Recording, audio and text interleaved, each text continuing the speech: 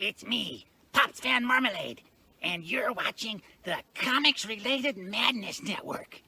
Uh-huh. So come get some. CromCon. Hey, we want to shout out to our sponsors, Daytona Beach Comic Con. If you are a fan of comic books, if you're a fan of comic book conventions, and if you like meeting comic book creators and getting comics and comic-related stuff, then you need to make your plans to attend Daytona Beach Comic Con. This year's show is September 9th and 10th. Silverline will be there, so you should make your plans to be there too. We'll see you there. If you like comics and find yourself in the Orlando, Florida area, doesn't everyone come to Orlando at some point in time to see the House of Mouse? But when you're here, you need to make it a point to visit Coliseum of Comics, especially the one on East Colonial Drive. They carry Silverline Comics, even a limited edition Coliseum of Comics version of our comics. So, when you go, be sure to ask for Silverline Comics and tell them we sent you.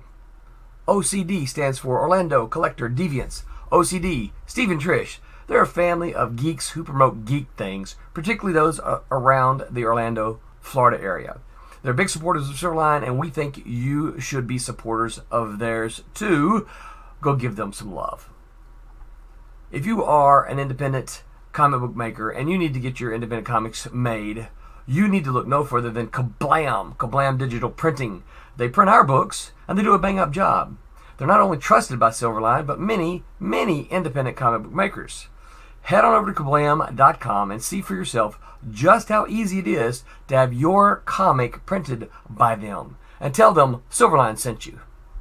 Hi, this is Tim TK, host of That Silverline Show on Tuesday. Join us at 11 p.m. Eastern, 8 p.m. Pacific every Tuesday night as we discuss pop culture and the joys of making comics. Hi, I'm Barb Kilber, co-host of Silverline's Wednesday Wham. Join us each Wednesday night as we discuss comics, literature, movies, and anything else that may catch our attention. I'm Roland Mann, and I host Silverline's Silver Sunday. Join me every Sunday at 8 p.m. Eastern as we make mine Silverline.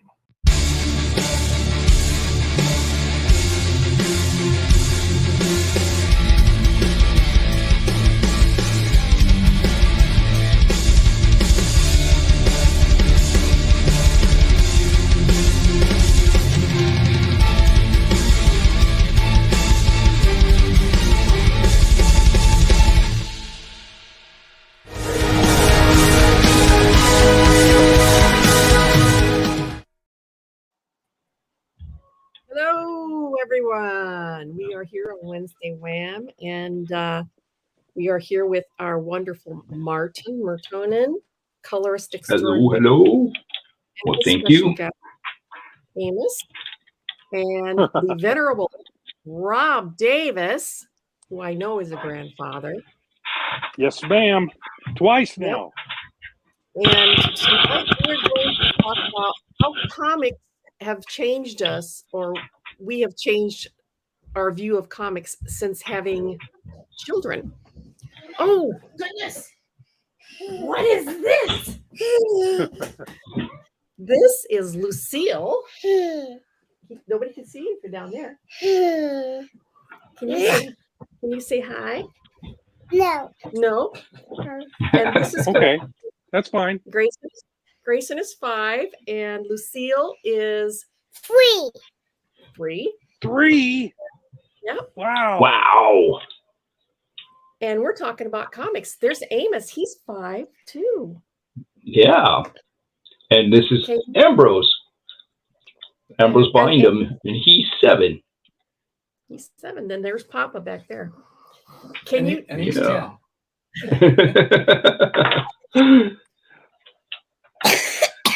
Oh, I'm gonna get jealous. Can you tell us what your favorite comic book is? Okay. My favorite comic book is Paw Patrol. Paw Patrol? Mm-hmm. Wow. Okay. And what's yours, Grayson? Superhero. Superhero? Which one? The one you got downstairs. The one I have downstairs. I have a lot of them downstairs. Yeah. Do you like? I thought last night you said you liked the Hulk. Yeah. The Hulk? He likes, and he even knows his real name. What's Hulk's real name?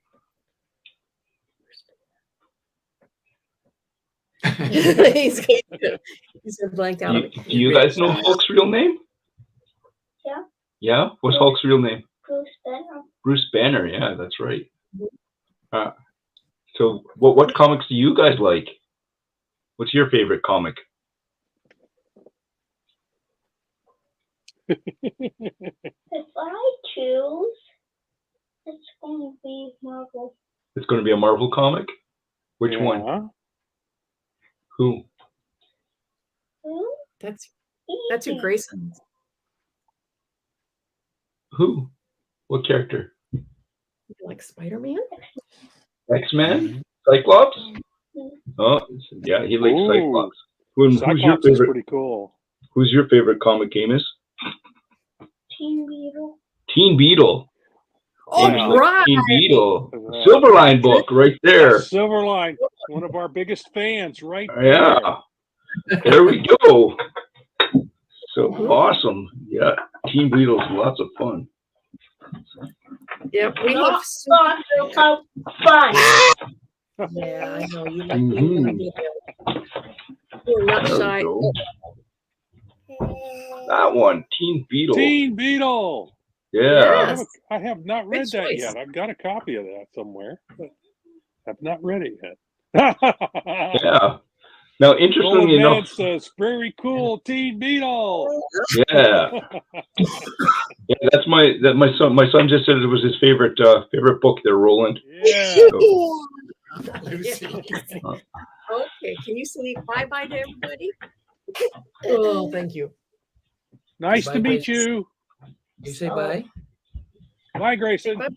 Bye. mhm. Oh, here's Caleb. No? Caleb just showed up. Oh, Okay. there we go. What's your favorite comic, Caleb? Yeah. You don't know? What about Tintin, Asterix and Obelix, Teen Beetle, Captain Mouse? Who do you like? Anybody else? Any other comic? Heroes of Light? No?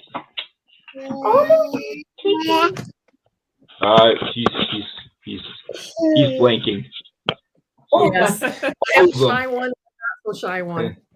No, you're right. Figured. She sees herself Goodbye. in there too, I'm Bye-bye. sure.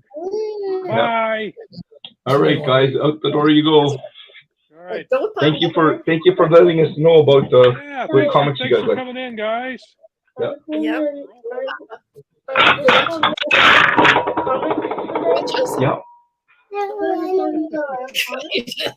Don't want to leave. We won't be able to hear him because I'm going to plug in my earphone now. I'll watch Grayson. You watch it. Okay. Now that we've got that out of the way.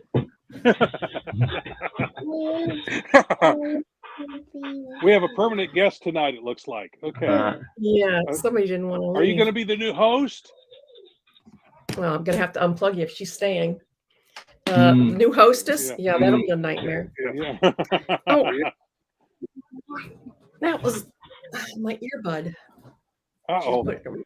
Yeah. All right. So the topic is, how has having children changed your view on comics? Have you become more focused on all ages or making comics more? Or go with Papa.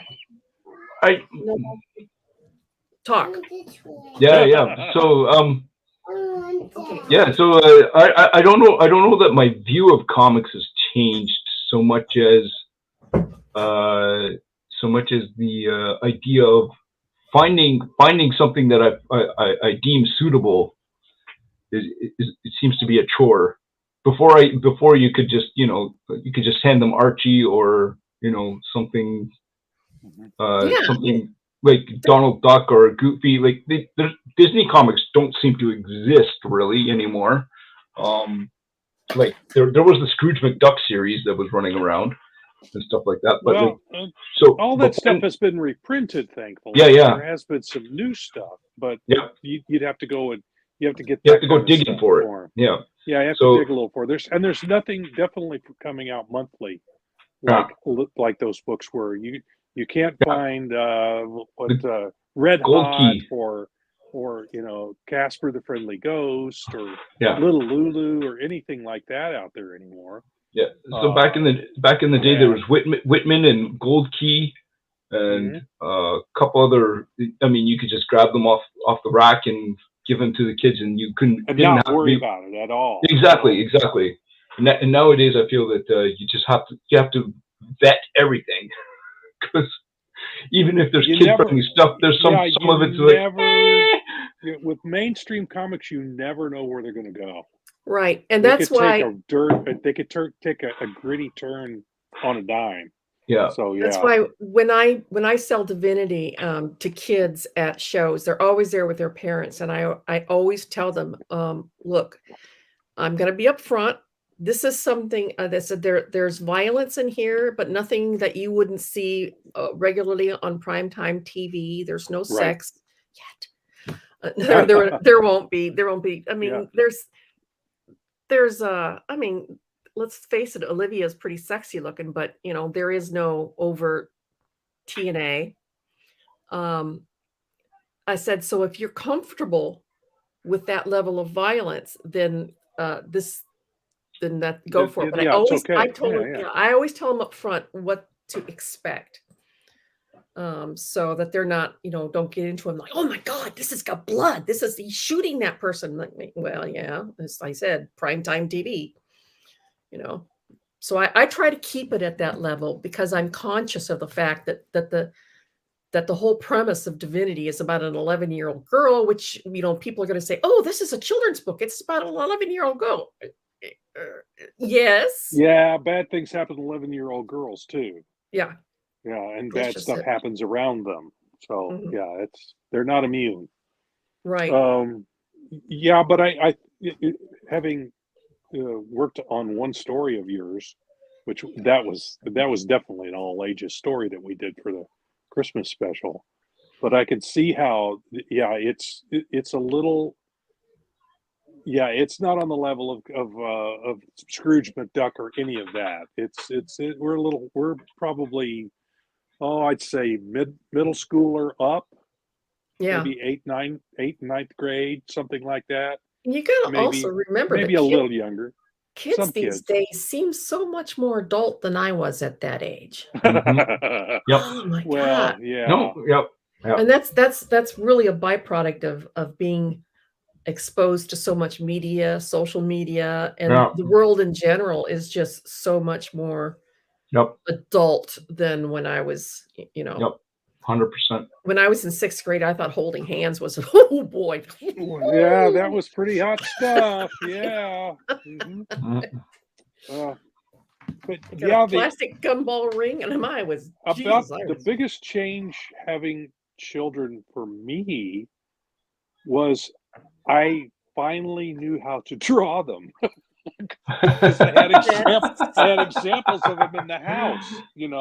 So I could go, oh, that's what the little kids' shapes are, I have this little joke about it. They're human beings. They're kind of a bean shape. Their body is kind of a bean shape, and then you add the arms and the legs and the head. So, but that was the biggest change. Was I actually had a daily visual reference for what Back children in the day look of the like. Polaroids, I used to pose my kids, to get the reference right, because I was also doing design work for the church for their church school, so I was using their silhouettes and stuff like that. And they have a whole different shape, which is one of the things that really drive me crazy when I'm looking at some comics, and they're just like shrink an adult down, and like that does not look like a kid. That looks like a miniature, miniature that's adult. Not what kids look like. They're like not their heads are bigger than their, Yeah, much bigger. Well, the thing that's interesting with that in art is if you were to do a realistic rendering of a child in a comic form, it still doesn't look right. So you have to make alterations. You still have to make alterations. Yes, you do. You have to kind of expand the head just a little bit more, and you have to kind of make this a little bit more pudgy and a little bit. You have to kind of still bump things. A little bit, yeah. And a little bit off the comic topic, a master at doing that is Norman Rockwell. So if you ever actually go look at his paintings, you're like, wow, they're so real. But then if you really look, you're like, wow, they're so exaggerated. I haven't never noticed that. But he cheats, right? It's a cheat, but he has to do it, or otherwise you don't get that sensibility of the child. So that's what I'm talking about. That's the body of a child. Yeah. And then you add. That's very good. Yeah, because they have little rounded tummies. Yep. Except my grandson, who never eats. So now this gets in, and then when you see animations broken down, like animation stuff, that's exactly what they do. They go, oh, the body is a bean, and this is what we do, and then we add the tubes, and you got the child. So, now, but go ahead. Oh yeah, so I was just going to say that so having children changing the view on comics, it doesn't really change the view on comics, but it does change the view on what do I deem acceptable. No. Yeah. Yes, deem acceptable because now there you go. There's a little bean. That's and very there's good. a little bean, a human being. And that's a very good point, Martin, because I'm going to be totally honest here. Back in the 90s, when I was basically supporting the family with my comic book money, I had no problem doing X-rated comics. I did X-rated comics. Certainly isn't anything I would ever show my children, but it put food on the table and kept a roof over our heads. So I had no problem doing that type of comic. Me either. Yeah. I did one at Eternity for Malibu. Scimitar had some nudity and later on it had some more adult stuff going on. But it's those are being sold to adults. Mm-hmm. I have no problem with that, and they were marked clearly that they were for adults. On the totally opposite end, I was also at the same time working on Barbie. Yeah, exactly. So, and I did Pirates of Dark Water. Yeah. So I mean, I don't recall there ever being any overt violence in Pirates of Dark Water. It was always I love Pirates of Dark Water. I don't remember any of that, but it's comics are comics, and there's some for kids, there's some for adults. Of course, we're talking about kids comics today, and the kind of the lack of very many of them out there. There used to be a lot more. I think there are some, but there aren't very many of them like there used to be.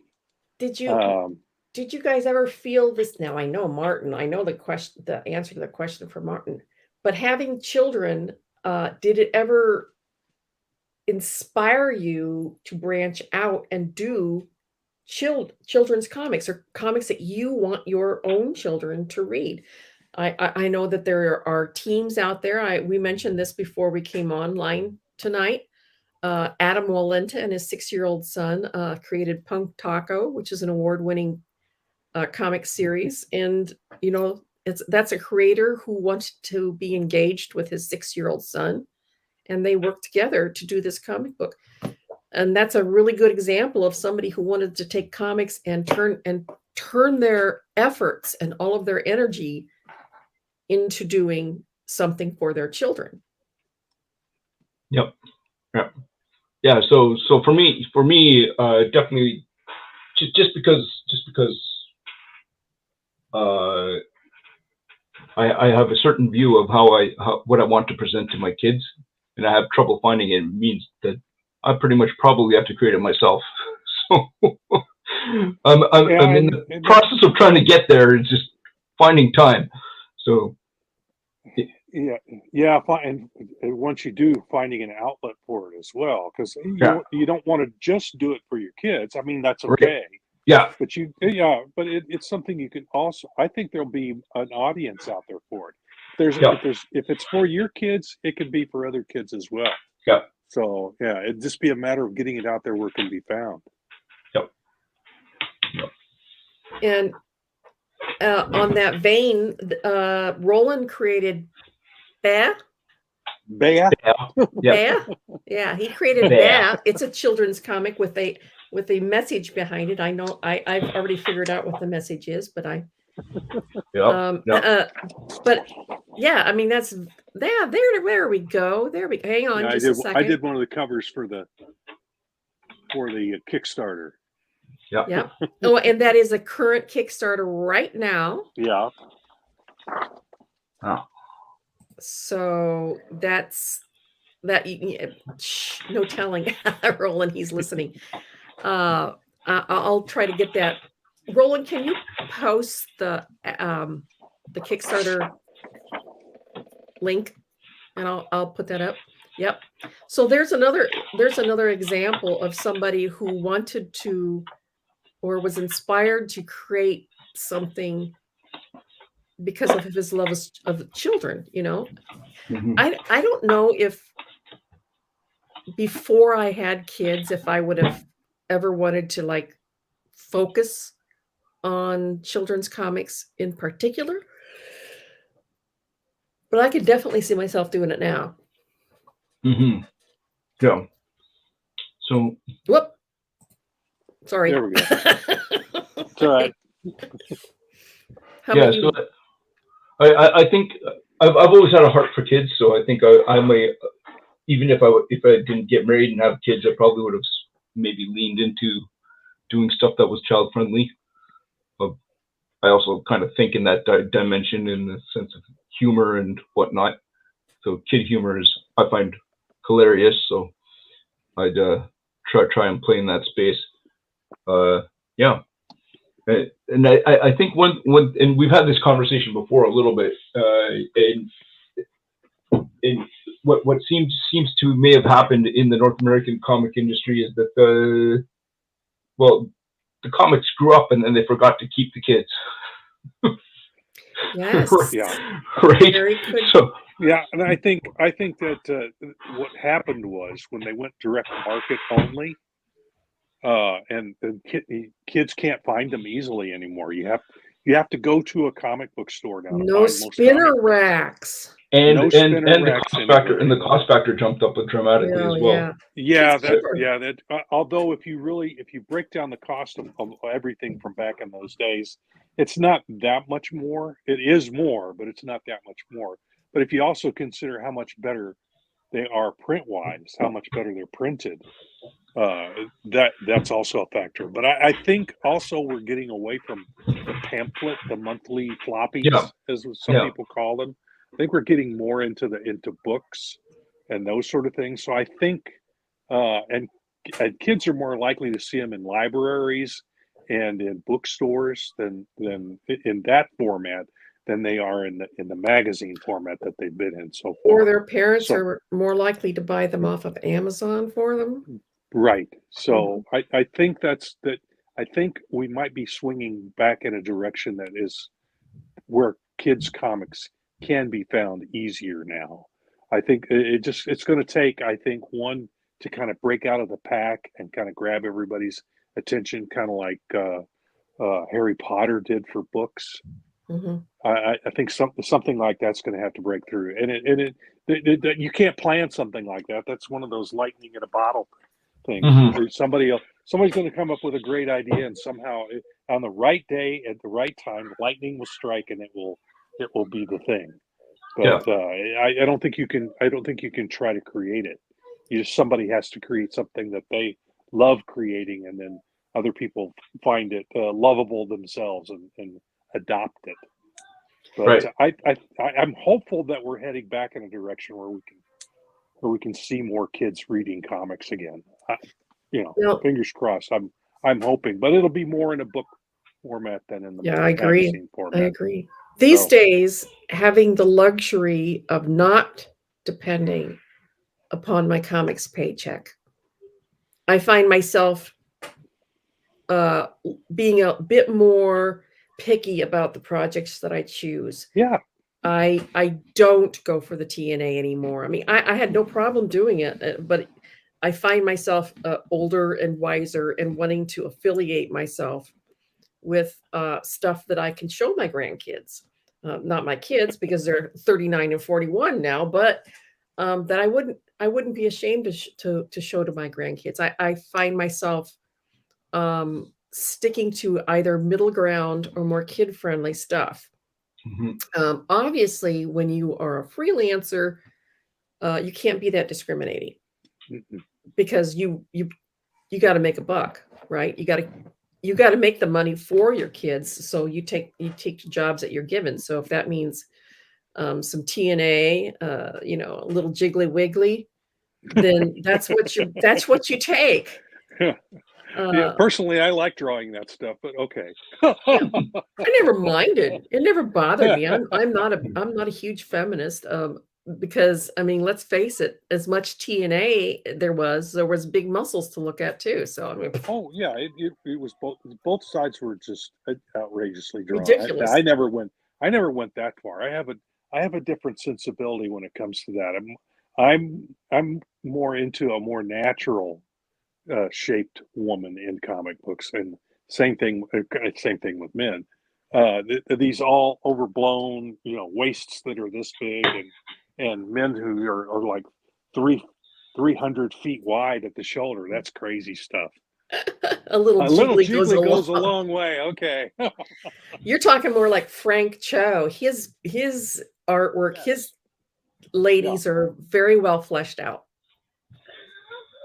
I mean, I wouldn't even go. That's one way to put it. Yeah, well, my art doesn't even go quite that far. I'm a little less I'm not a big chest appreciator. I kind of like a full package. His waists aren't real waspish. His thighs are the correct size. Everything about him is well proportioned, especially well proportioned some parts. But the point is that they look like he's taken an actual anatomy I class. could actually meet one of those on the street and not think she's a mutant. Yes. Right.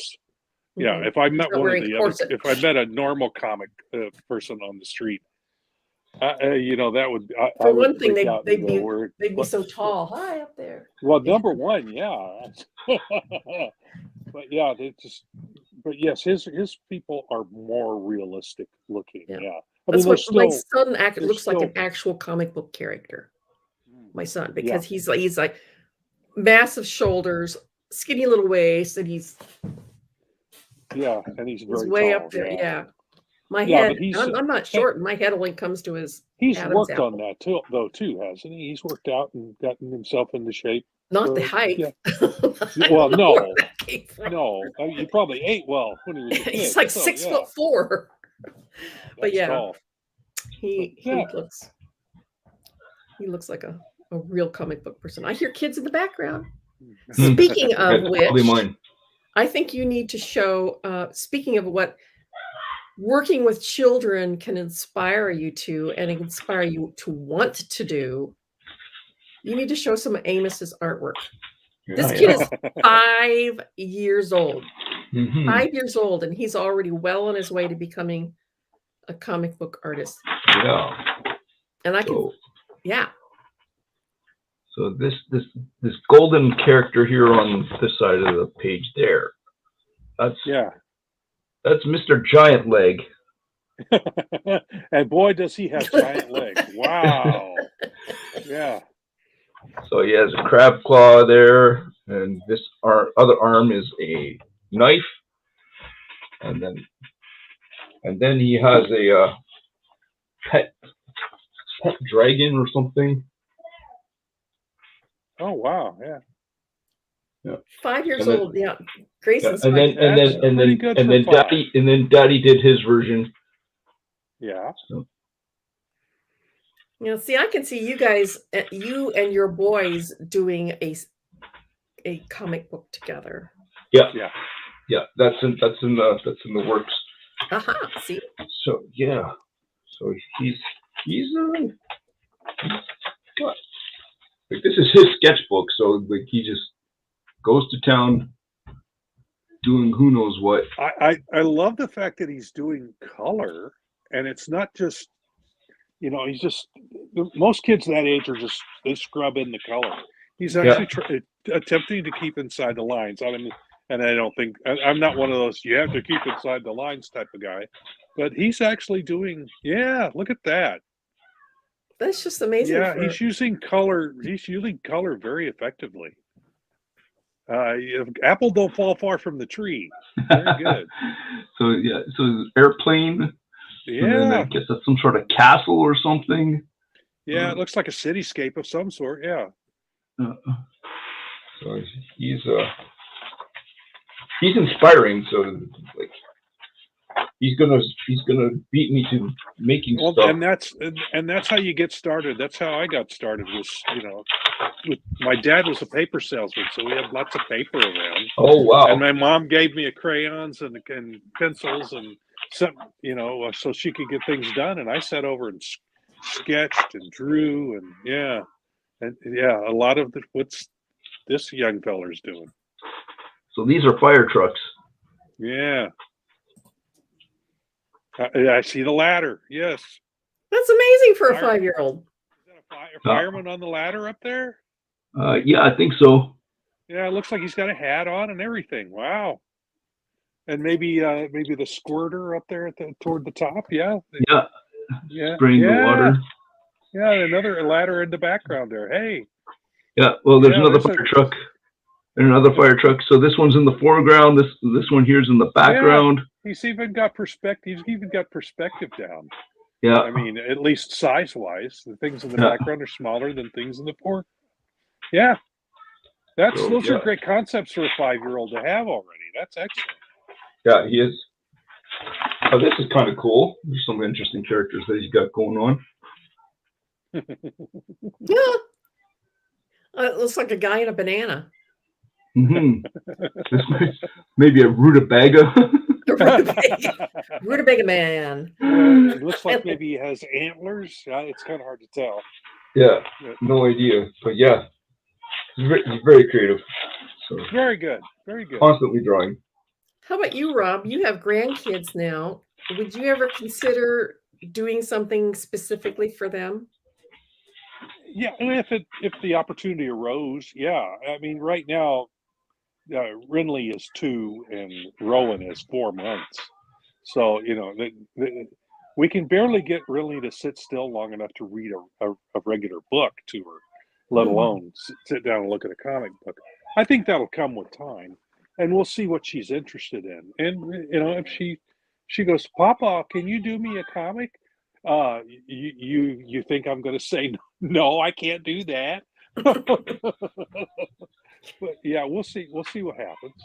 Grayson is very much into reading superhero books, and they apparently have a whole bunch of young children's Marvel books out there.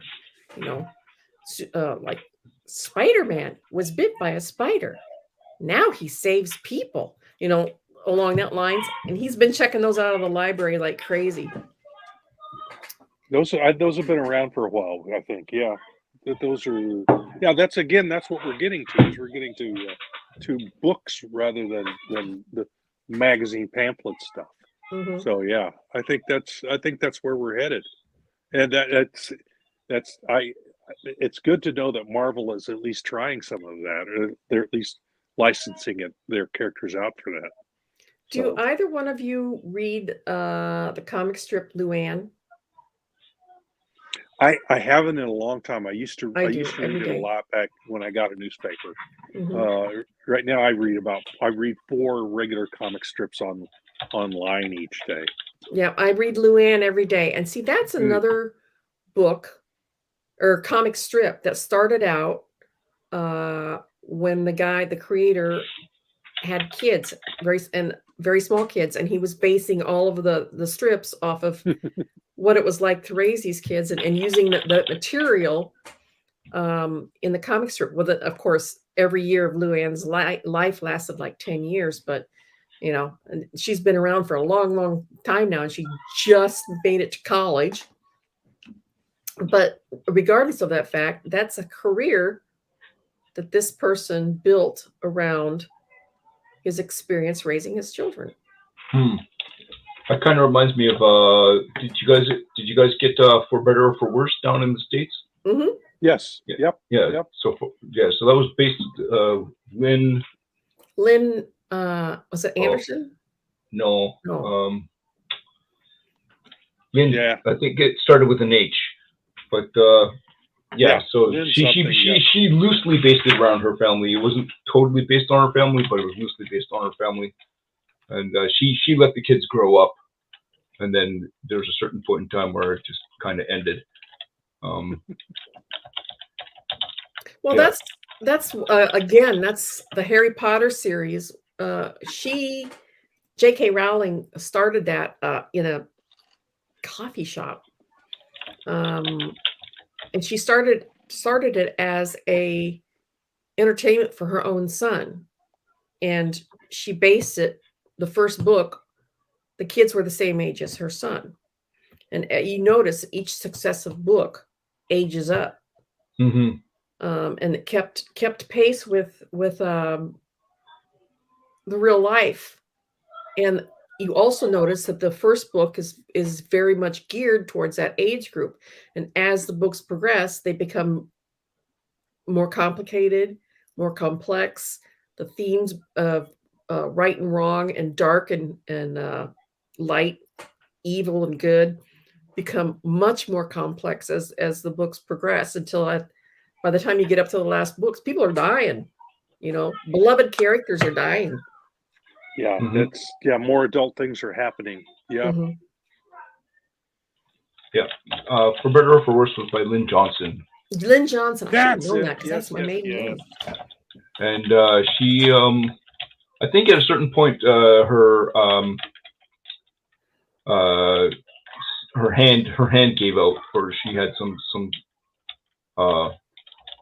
issues where she couldn't keep it going.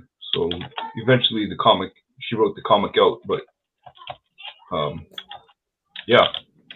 But the characters grew up with you over time. Yeah, there were a couple of comic strips that I associated with my kids. There was a comic strip called Heart of the City, about a very dramatic, theatrical young little girl in elementary school. That reminded me very much of my daughter Rachel, and so we followed that for a long time.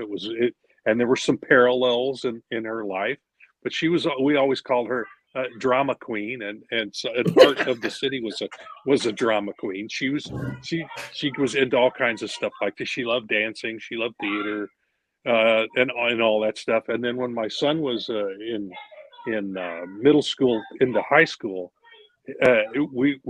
we figured out that the comic strip Zitz was looking in our window because they were basing Jeremy on the stuff that my son Ryan was doing in middle school and high school. So it's great, those kinds of things going on.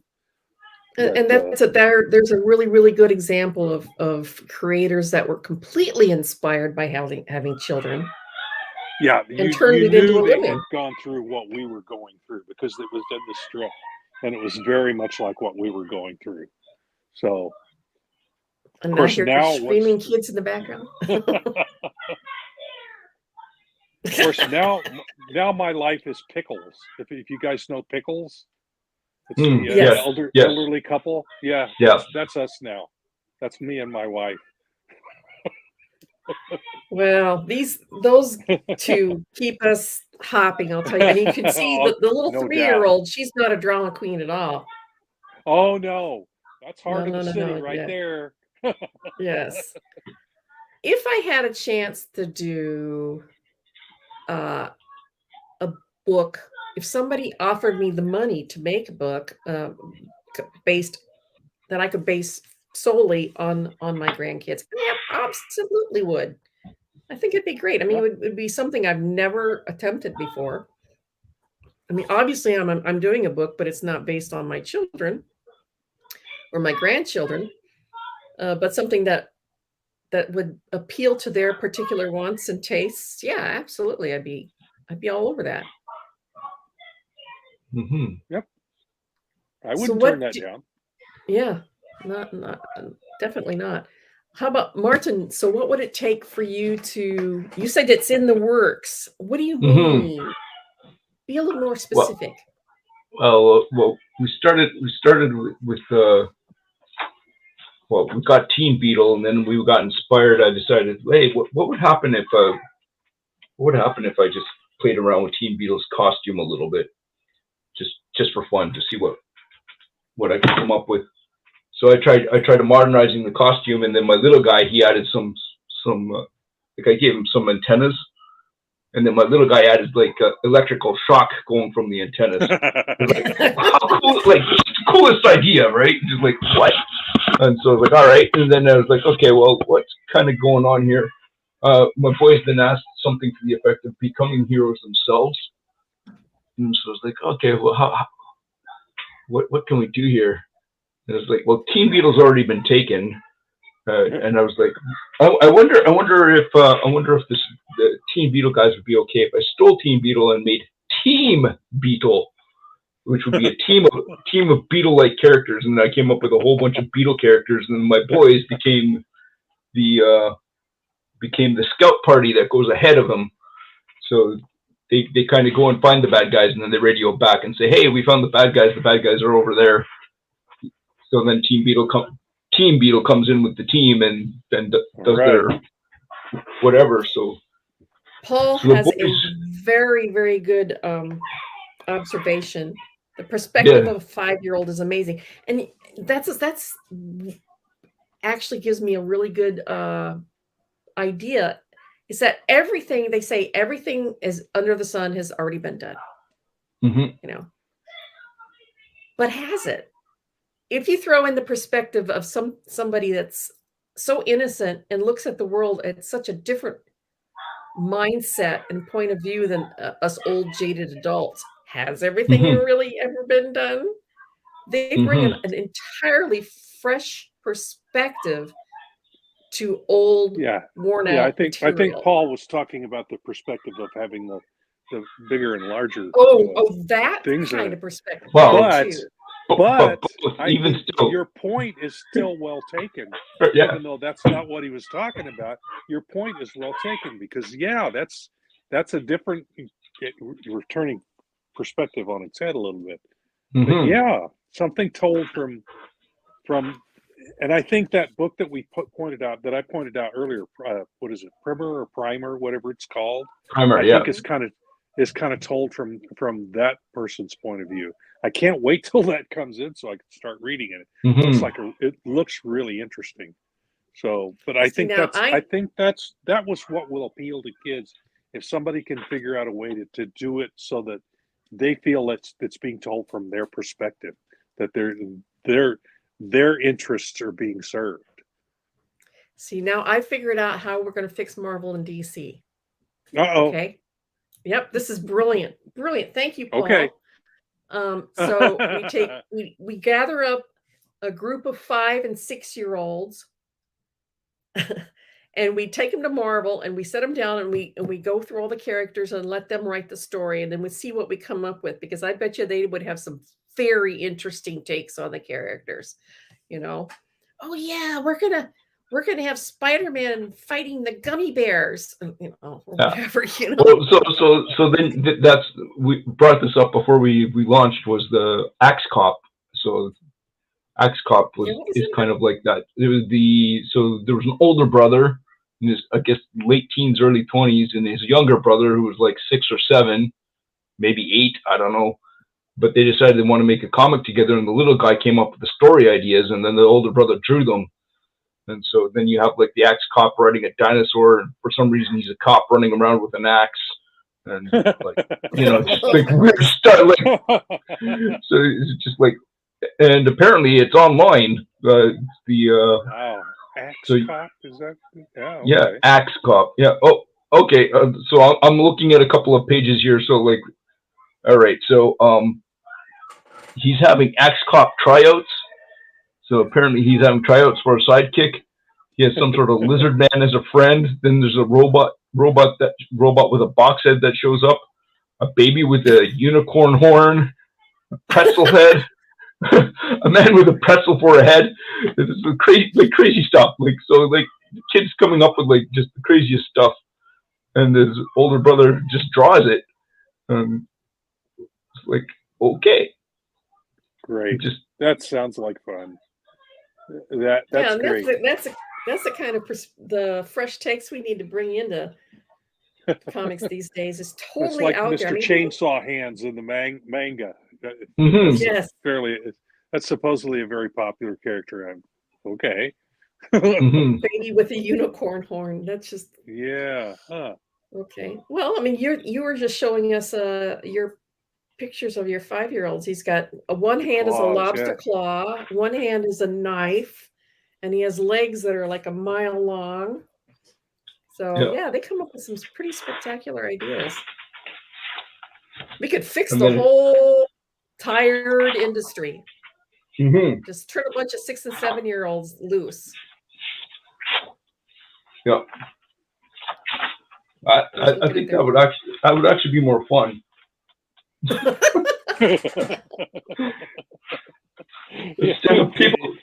Can you see an 8-year-old editor in chief? Yeah. Well, I mean, can we come up with better ways to solve problems than ripping people apart? You probably could. So. Yeah, we stick them to the floor with bubble gum. Now I'm not sure if he wrote this, but solving problems. Hang on, let me just see. So, solving problems. Love. Well, all you need is love. So he wrote love, God, love. So can we solve problems without ripping people apart? So probably very, very cool. But that's a good point. But I think one thing that I would like to see come back is just the innocence, right? Like, hot stuff. Yeah. Not everything has to be grim. You can have pell-mell fun, but you don't have to take it to an extreme. Yeah, right. It's so. And how do we get that back? Like I said, it's going to take somebody lightning striking again. I think is what it's. And so, and there's lots of creative energy out there. Lots of different comic ideas are being tried. You can do anything on the internet itself. If you come up with an idea, throw it on the internet, it can get found. I mean, there's a lot of stuff to wade through on the internet, but if it's interesting, somebody will find it and tell somebody else about it. Paul, I make detective comics, adult oriented. My 12-year-old daughter makes wacky fantasy comics. She's going to be way better than me, but we don't talk about or share our comics with each other at all. Okay. I would love to see some of these wacky fantasy comics of hers. And you're right, they'd probably be absolutely fantastic. And again, I'm going to put this out there that I think indie comics is the wave of the future because absolutely. I think you're right. I think the big two are tired and boring. It's about money, making money for the investors. It's that instead of it being a creative outlet, it's a business, and that's. Of course, it's always been a business, but I think they've lost their way in how to reach kids anymore. I don't see any from the big two. Maybe Primer from DC is about the only one I see so far. Any attempt to go in that direction, anything for kids, they're chasing a shrinking demographic with mainstream comic books. But there are glimmers here and there, like I said, like Primer. And there's a few other things out there that that make me hopeful. Yeah, hers are wild, fun, and so imaginative. Yes, and that's what we need.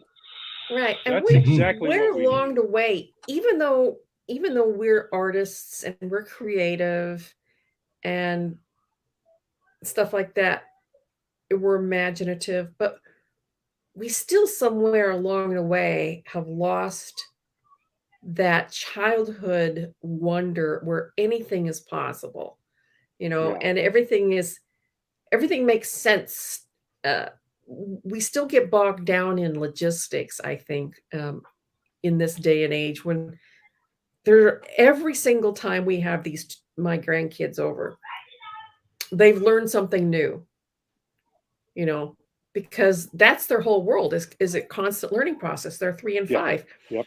And the 3-year-old comes in and says something and that totally blows our mind. Like, I never thought of it that way, because the way they see the world is so fresh and so new. And somewhere along the way, we have forgotten that. Yes. Yeah, Roland. We Roland makes sometimes a good forget point. that comics have an unlimited SFX budget. Yeah, you can put unicorn horns on people and lobster claws.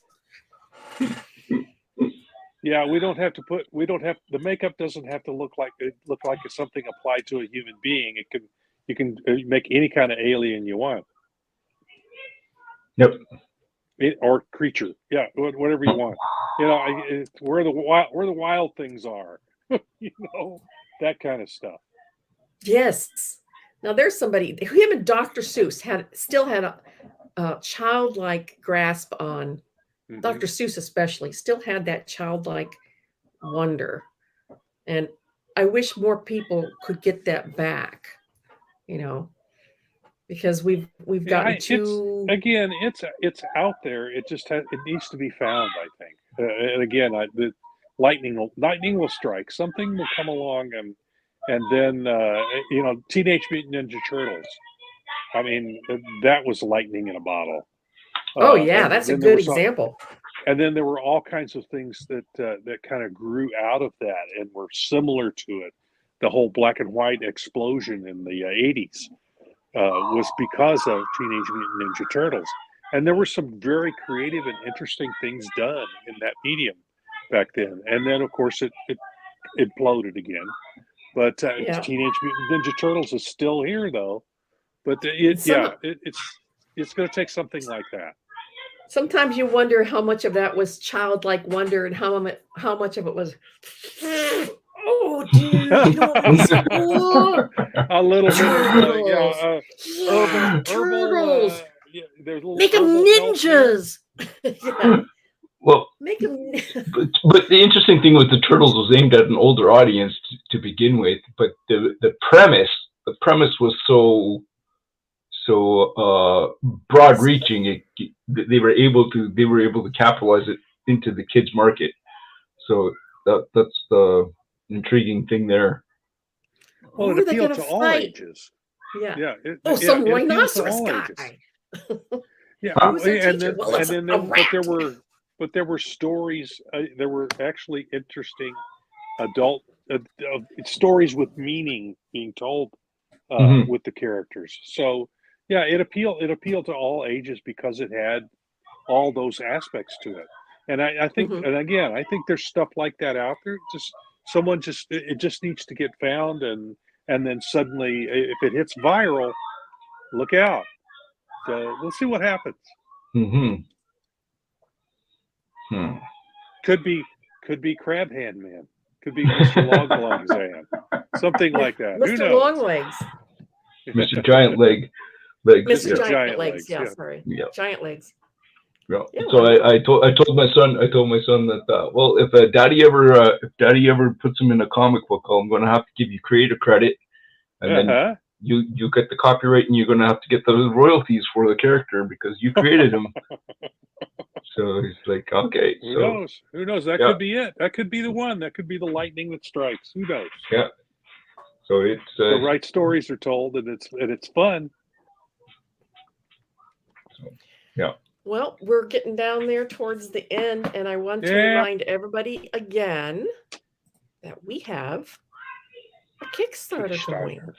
Yay! And one of those children's comics is being kickstarted.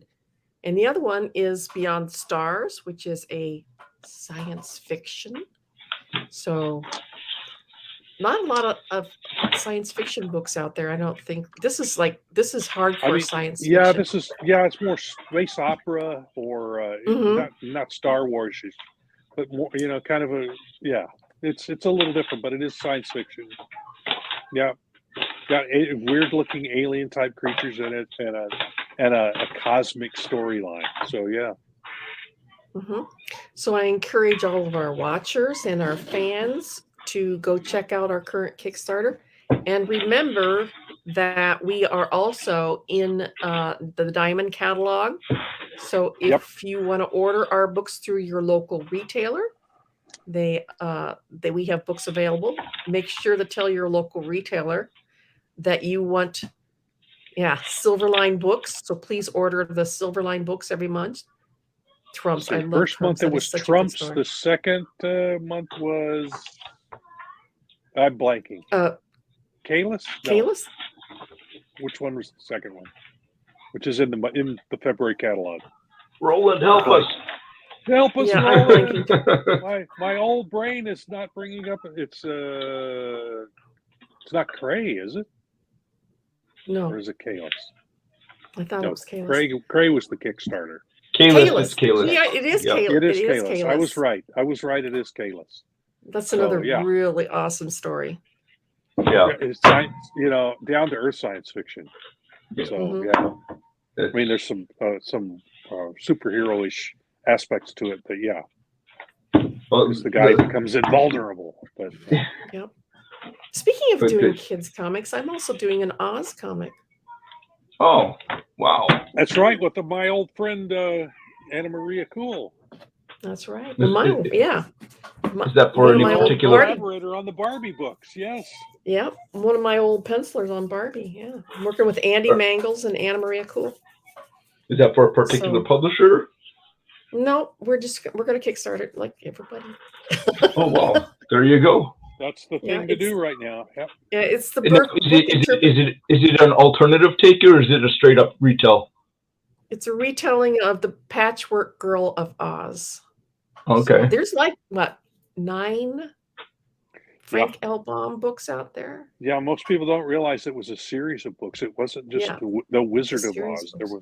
There was the Wizard of Oz. There was of Oz. There were several different things, and there are characters that weren't in the original movie. I think there's a pumpkin-headed character, and then some others. Glass cat, Patchwork Girl. So all kinds of stuff in there. Yeah. So I have never read any of the other ones, but I have never read the book, and I've never seen the movie. My daughter, when my daughter was younger, and not that young, but she saw it once, and she said she'd never watch it again. It terrified her. I mean, she was like 12 when she watched it. Are a little much for little kids. Well, she wasn't that little when she watched it. She just hates it. Yeah. Little kids have a little trouble with those flying monkeys. They're creepy. Actually, now that I think about it, I did see a part of it when I was a kid. I remember something to the effect of seeing them walking up the Golden Road to, I think, the palace or something. Follow the yellow brick road. I think it's right at the end of the yellow brick road. Follow the yellow brick road. I do believe it. But I don't think I've ever seen the entire movie ever once in one sitting. I've never read the book. Here, if you really want an experience, start the movie and Dark Side of the Moon at the same time. Turn the sound up on the movie and turn the music up on Dark Side of the Moon. I've heard that. Apparently, there are some parallels in the stories that's told on Dark Side of the Moon, the album. Of course, I think that was herbally inspired as well. Yes, herbally inspired too, dude. Well, I have to go put grandkids to bed. Yeah. So I don't want Papa to be all alone doing that because it's a chore. nobody wants to go to bed. So we're gonna leave it at that, and then we're going to say good night. And I know you have kids that you need to see too. I've got grandkids that I need to see too. So we are going to sign out by saying, Make mine Silverline. Whoops, wait a minute. 3 men, there we go. Hi, my name is Paul Kupperberg. Make mine Silverline.